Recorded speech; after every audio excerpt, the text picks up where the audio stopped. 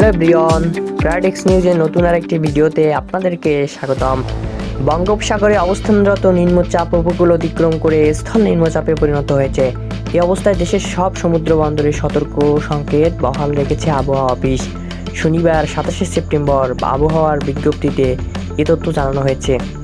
এতে আরও বলা হয়েছে যে দক্ষিণ উড়িষ্যা, উত্তর অন্ধ্রপ্রদেশ উপকূলে অদূরে উত্তর পশ্চিম বঙ্গোপসাগর ও তৎসংলগ্ন পশ্চিম মধ্য বঙ্গোপসাগর এলাকায় অবস্থানরত নিম্নচাপটি পশ্চিম দিকে অগ্রসর হয়ে শনিবার সকাল 6টায় দক্ষিণ উড়িষ্যা, উত্তর অন্ধ্রপ্রদেশ উপকূল অতিক্রম সম্পন্ন করে বর্তমানে স্থল নিম্নচাপ আকারে দক্ষিণ উড়িষ্যা ও তৎসংলগ্ন এলাকায় অবস্থান করছে।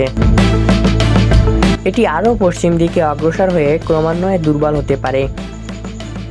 এর প্রভাবে উত্তর বঙ্গোপসাগর এলাকায় বায়ুচাপের তারতম্য আধিক্য বিরাজ করছে। উত্তর বঙ্গোপসাগর, বাংলাদেশ উপকূলীয় এলাকা ও সমুদ্র বন্দরসমূহের উপর দিয়ে দমকা অথবা ঝোড়ো হাওয়া বয়ে যেতে পারে। চট্টগ্রাম, কক্সবাজার, মোংলা ও পায়রা সমুদ্র বন্দরকে 3 নম্বর স্থানীয় সতর্ক সংকেত দেখিয়ে দিতে বলা হয়েছে। উত্তর বঙ্গোপসাগরে অবস্থানরত মাছ ধরার নৌকা ও ট্রলার সমূহকে পরবর্তী নির্দেশ না দেওয়া পর্যন্ত উপকূলের কাছাকাছি থেকে সাবধানে চলাচল করতে বলা হয়েছে।